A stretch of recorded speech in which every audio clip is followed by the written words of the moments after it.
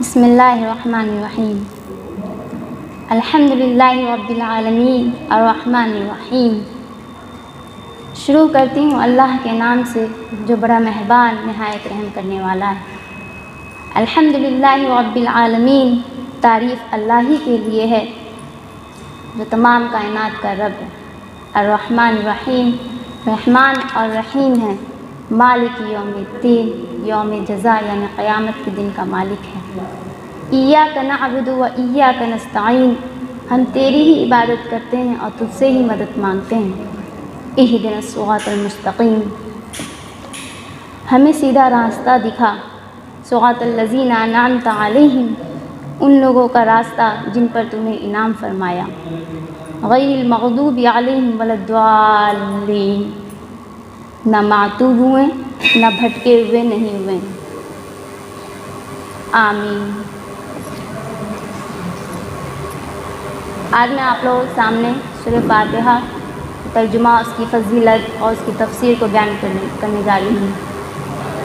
سب سے پہلے میں آپ لوگوں کو اس کی فضیلت بتاؤں گی کہ سورہ فاتحہ کی کیا فضیلت ہے۔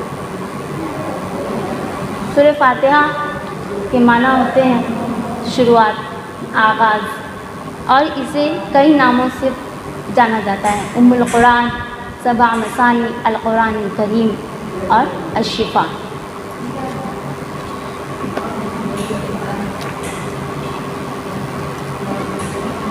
سورہ حج آیت نمبر 87 میں ہے، وَلَقَدْ آتَيْنَا سَبْعًا مِنَ الْمَثَانِي وَالْقُرْآنِ الْعَظِيمِ، کہ ہم نے آپ کو بار بار دہرانے والی 7 آیتیں یعنی سورہ فاتحہ اور بہت ہی عظمت والا قرآن عطا فرمایا۔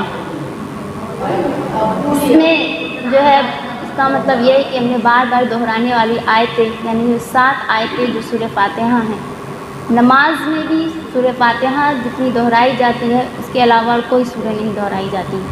اس کے علاوہ نبی کریم صلی اللہ علیہ وسلم نے فرمایا کہ اللہ تعالیٰ نے ام القرآن یعنی فاتحہ جیسی کوئی بھی صورت نہ توریت میں نازل فرمائی اور نہ ہی انجیل میں۔ ان سب کی اور اس کے علاوہ بھی اور بھی کئی ناموں سے اسے جانا جاتا ہے۔ اور فاتحہ کے معنی ہوتے ہیں ابتدا، آغاز، اور فاتحہ یعنی فاتحۃ الکتاب یعنی کتاب کی شروعات۔ اس کا ایک اہم نام ہے الصلاۃ بھی کہا جاتا ہے، جیسا کہ ایک حدیث قدسی میں ہے، اللہ تعالیٰ نے فرمایا قسمت الصلاۃ بینی و بین عبدی، کہ میں نے صلاۃ یعنی نماز یعنی سورہ فاتحہ کو اپنے اور اپنے بندے کے درمیان تقسیم کر دیا۔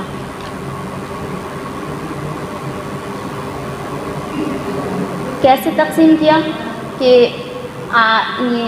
سورہ فاتحہ کے نصف حصے میں اللہ تعالیٰ کی حمد و ثنا، اس کی ربوبیت، اس کی بادشاہت کا بیان ہے، اور آدھے حصے میں ہم اپنے اللہ تعالیٰ سے اپنے اللہ کے بندے اس سے دعا مانگ رہے ہیں۔ اس حدیث میں سورہ فاتحہ کو نماز سے بھی تعبیر کیا گیا ہے، جس سے یہ صاف معلوم ہوتا ہے کہ نماز میں سورہ فاتحہ کی کتنی اہمیت ہے۔ اس کے علاوہ نبی کریم صلی اللہ علیہ وسلم نے فرمایا لا صلاۃ لمن لم یقرأ بفاتحۃ الکتاب، کہ اس شخص کی نماز نہیں جس نے سورہ فاتحہ نہیں پڑھی۔ اور اس کے علاوہ اس حدیث میں بھی یہ بھی بتایا جا رہا ہے کہ وہ نماز یہ ہر اس شخص کے لیے ہے، چاہے وہ اکیلا پڑھ رہا ہو یا پھر امام کے پیچھے ہو، جماعت میں پڑھ رہا ہو یا پھر مقتدی ہو، کوئی بھی نماز نفل، فرض، ہر نماز میں سورہ فاتحہ کا پڑھنا بہت ضروری ہے۔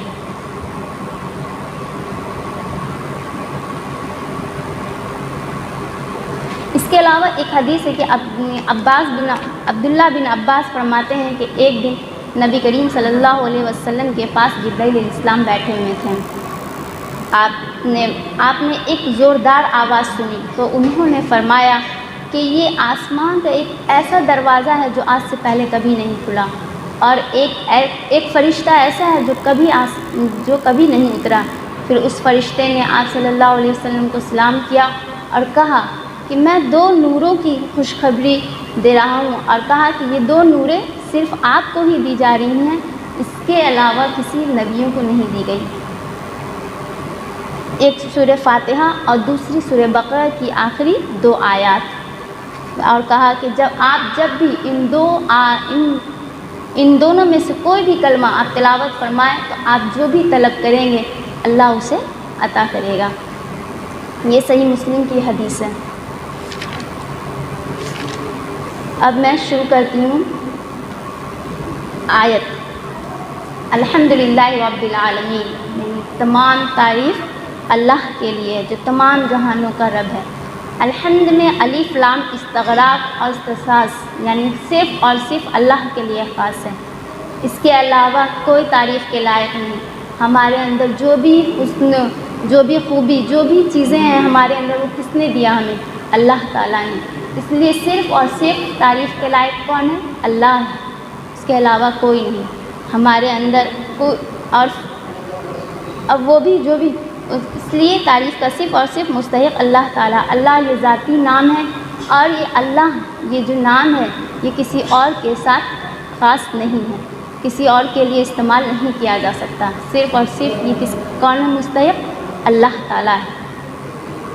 ربی، اللہ تعالیٰ کے یہ اسماء حسنہ میں سے ہے، جس کے معنی ہے ہر چیز کو پیدا کر کے، اس کی ضروریات مہیا کر کے اس کو تکمیل تک پہنچانا۔ عالمین، عالمون کی جمع ہے، جس کا معنی ہوتا ہے جہان، اور یہ اس سے مراد وہ تمام مخلوقات کے الگ الگ جنسیں ہیں، چاہے وہ عالم انس ہو یعنی انسانوں کا، عالم جن جنات، عالم حیوان، عالم ملائکہ وغیرہ۔ ان تمام مخلوقات کی ضرورتیں اللہ تعالیٰ نے ہماری ہر ضرورتوں کو پورا کیا۔ ہمیں پانی کی ضرورت تھی، اللہ نے وہ دیا۔ ہمیں کھانے کی ضرورت، سبزی، میوے، پھل سب ہمیں دیا اس نے۔ ہمیں ہوا کی ضرورت ہے، وہ بھی ملا ہمیں۔ اللہ تعالیٰ نے ہر انسان کو، ہر جانور، ساری چیزوں کو ان کی ضرورت کے مطابق ان کو مہیا فرمایا ہے۔ پھر اس کے بعد ہے الرحمن الرحیم، جو بڑا مہربان نہایت رحم کرنے والا ہے۔ یہ دونوں الفاظ جو ہیں مبالغے کے صیغے ہیں، یعنی کہ کثرت اور دوام، یعنی کہ وہ ہمیشہ رہنے والی ہے۔ یعنی اللہ تعالیٰ آج رحمان ہے کل نہیں، ایسا نہیں ہو سکتا، کیونکہ وہ دوام ہے، یعنی دائمی ہے، وہ ہمیشہ اس کی یہ صفت ہمیشہ اس کے ساتھ رہے گی۔ آگے ہے مالک یوم الدین، یوم جزا یعنی قیامت کے دن کا مالک ہے۔ قیامت کا دن کیا ہے؟ انسان جو دنیا میں کرتا ہے، چاہے وہ اچھا کرے یا برا، وہ سب اسے کہاں ملے گا؟ قیامت کے دن اسے اس کا حساب لیا جائے گا۔ اگر جیسے انسان جو ہے، ہم کوئی ایگزام دیتے ہیں، امتحان دیتے ہیں، اس میں ہمارا رزلٹ آتا ہے، اسی طرح یہ دنیا جو ہے یہ ہمارے لیے ایک امتحان ہے، اس کا نتیجہ ہمیں آخرت میں ملے گا۔ اگر ہم اچھا کریں گے تو ہمارے لیے اچھے اعمال، اگر ہم نے برا کیا تو ہمارے لیے برا اعمال۔ اور اس دن جو ہے صرف اور صرف بادشاہت کس کی ہوگی؟ اللہ کی ہوگی۔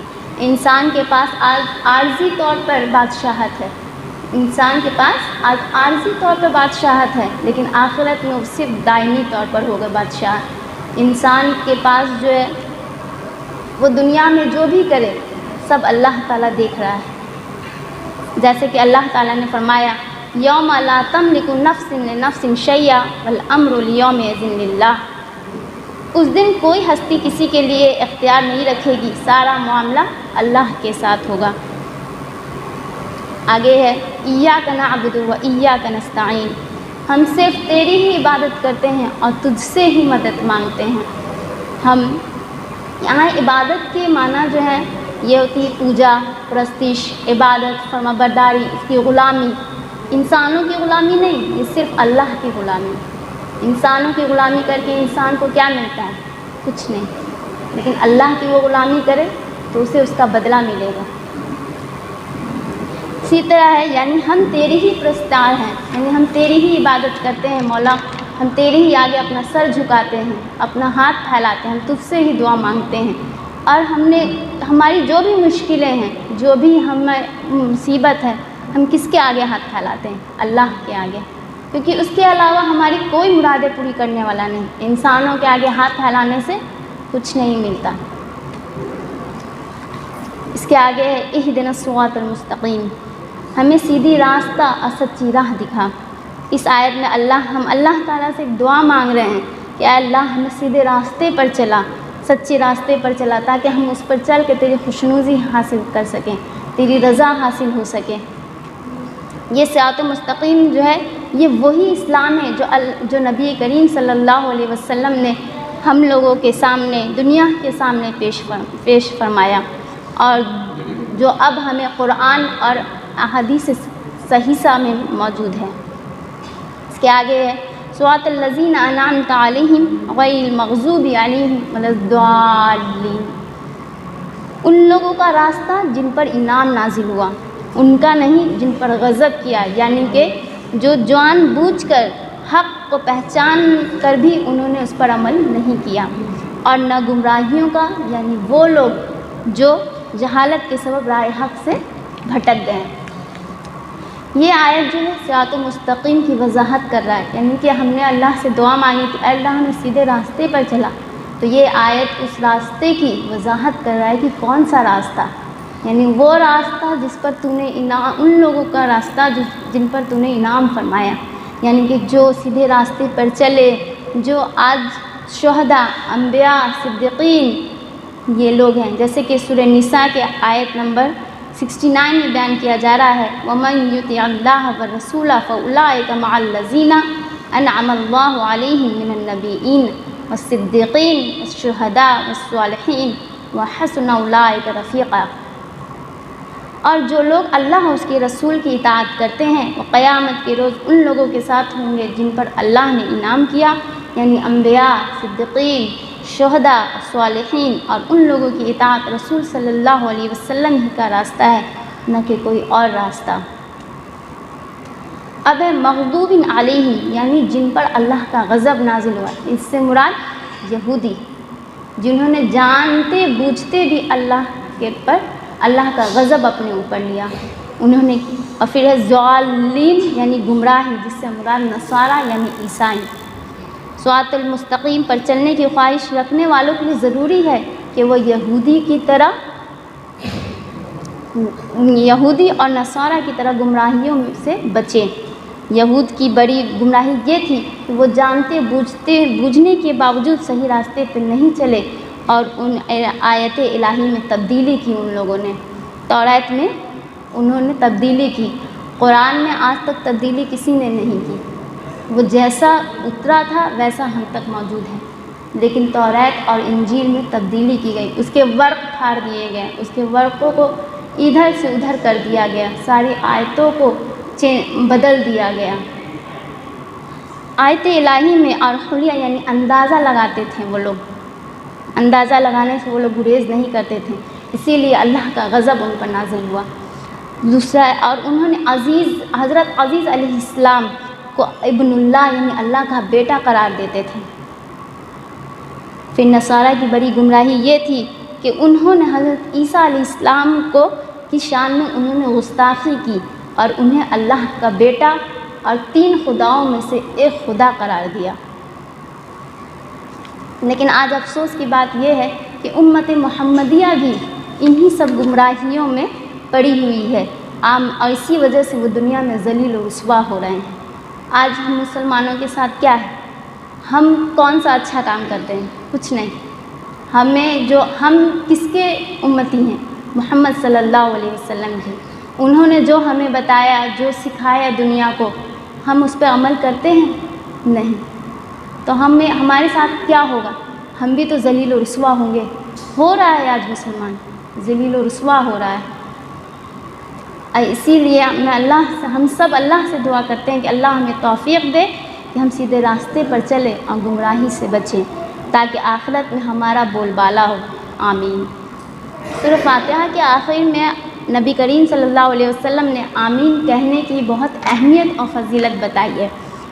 ایک حدیث میں ہے کہ نبی کریم صلی اللہ علیہ وسلم جہری نمازوں میں اونچی آواز سے آمین کہتے، اور صحابہ کرام بھی اونچی آواز میں آمین کہتے ہیں، یہاں تک کہ پوری مسجد جو ہے آمین سے گونج جاتی، چاہے آواز دھیمی بھی ہو لیکن آمین کہنا چاہیے۔ اور یہ سورہ فاتحہ جو ہے، ہم اگر تراویح جیسے پڑھتے ہیں تو تراویح پڑھتے ہیں جو ہمارا امام ہے وہ الحمد شریف پڑھتے ہیں، لیکن ہمیں بھی چاہیے کہ ہم اپنے دل میں بھی الحمد شریف پڑھیں، ٹھیک ہے؟ وآخر الدعوانا ان الحمد للہ رب العالمین۔ السلام علیکم۔